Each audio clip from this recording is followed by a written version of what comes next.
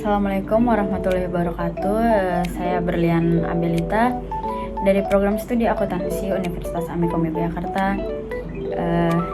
Di sini saya akan melakukan presentasi yang ditujukan untuk memenuhi tugas ujian akhir semester mata kuliah ketakwaan antarpersonal. Hari ini saya akan membahas topik yang sangat relevan untuk generasi muda saat ini, yaitu membangun citra diri yang kuat dan profesional. Presentasi ini saya susun berdasarkan pengalaman organisasi, kerja, serta pembelajaran akademik.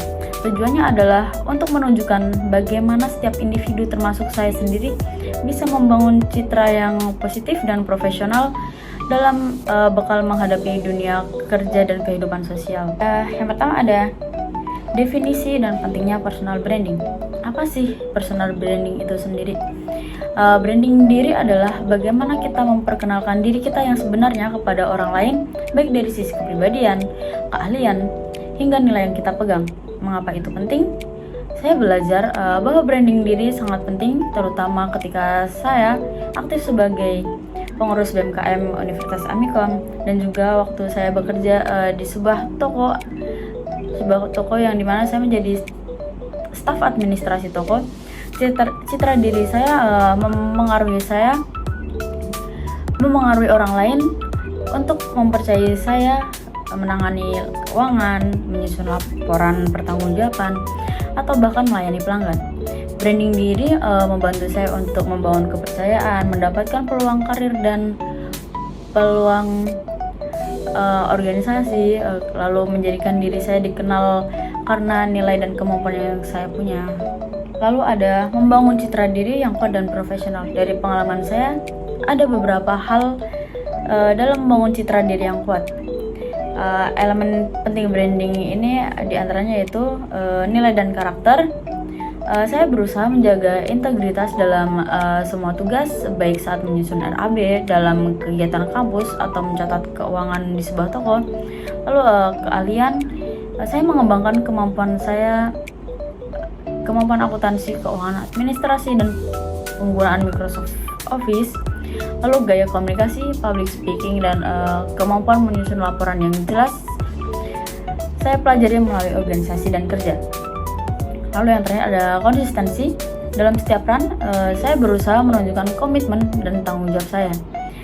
Strategi yang saya punya yaitu menjadi aktif di kampus, seperti di BEM, agar saya dikenal sebagai pribadi yang inisiatif dan dapat diandalkan. Lalu belajar langsung dari pengalaman kerja, karena itu menunjukkan sisi profesional saya di dunia nyata. Lalu menjaga penampilan dan etika kerja, karena itu bagian dari sebuah citra. Lalu ada mempromosikan diri dan meningkatkan visibilitas.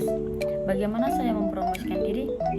Mengikuti organisasi kampus sebagai ruang untuk menunjukkan kinerja saya, lalu menjalin relasi dengan dosen, teman, dan rekan kerja, aktif menunjukkan kompetensi saya lewat tugas, proyek, dan komunikasi yang profesional baik offline maupun di media sosial.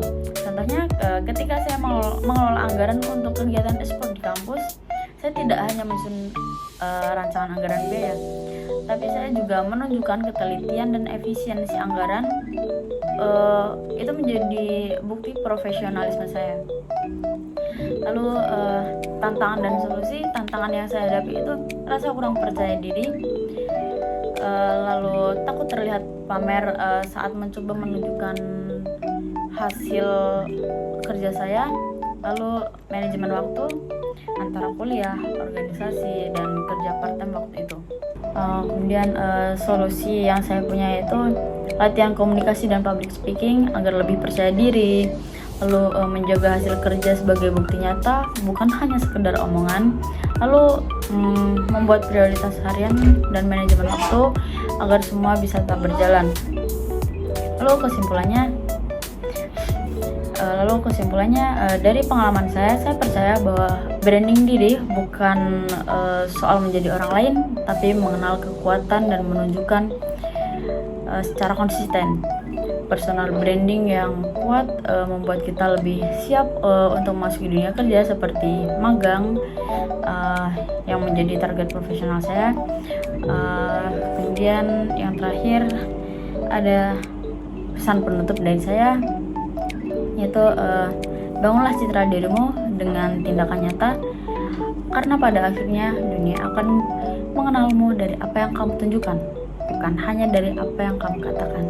Sekian presentasi yang dapat saya sampaikan, kurang lebihnya mohon maaf. Wassalamualaikum warahmatullahi wabarakatuh.